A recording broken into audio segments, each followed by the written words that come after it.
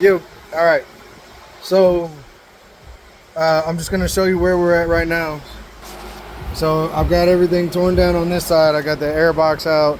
The washer jug is sitting over on the floor so that we can get at these lower connections over here. We haven't even put a wrench on that yet to know exactly what's gonna come loose or how it's gonna go, but I'm hoping it'll be fine.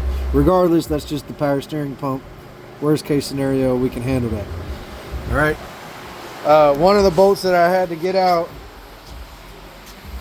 this bolt right here was just to get your air box off. It wasn't doing nothing. It was rounded out. I couldn't get anything on it. So I ended up basically putting my grinder to it. And as the grinder got hot, it wore a hole in the air box. So that's what the screw's supposed to look like. That screw goes through that hole right there. Now I can grind that the rest of the way out, get that broken bolt and that fastener off of this jug, with some tenderness, and put a bolt and a washer back through it and fix that. It'll take some extra effort. However, still have that one holding it in and still have this one holding it in. The other two bolts that we got this is your battery tray. Now I had to pull your fuse block out and everything because these are your power steering lines, so we're gonna have to get those in and out of there. So I'm trying to get the wiring harness loose and everything a little bit at a time, like I said, being very tender. So the other two bolts, this battery tray actually has let me move this, 1, 2, there's another bolt down there that came out just fine, three bolts that hold it in that came out fine. Now I'm gonna have to come in underneath that bolt right there, and my socket is stuck on that bolt too. Those two bolts have separated, they're rusted out.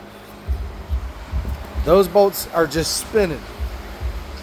So I need to get this tray out in order to get down to the lines below them and get everything out. So I'm going to have to cut them off. That's the back of those bolts. I had to pull the inner splash shield back just a little bit, but those are your splash bolts. The two bolts that are rounded off so far. I can fix those, but what I'll have to do is I'll have to get a nut and weld it back into that same position.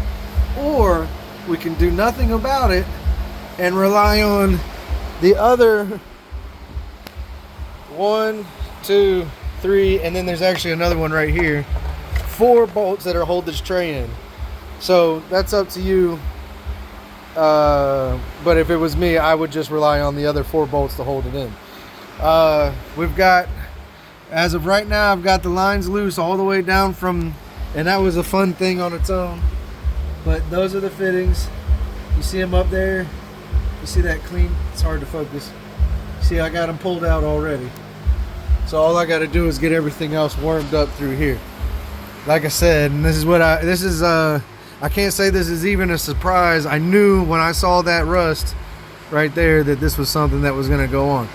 Now, normally, for each one of these kinds of repairs, for the extra amount of time and effort that it's going to take, I would charge $100 to fix this. I mean, yeah, I don't want to waste all my afternoon doing bolts on this. This car needs so much more than these unnecessary bolts. But if you want me to do them, I would have to double my price, and we don't even know what else is going to break. So I'm going to keep working these lines out and get them back together. If nothing else breaks, then it's just those 3.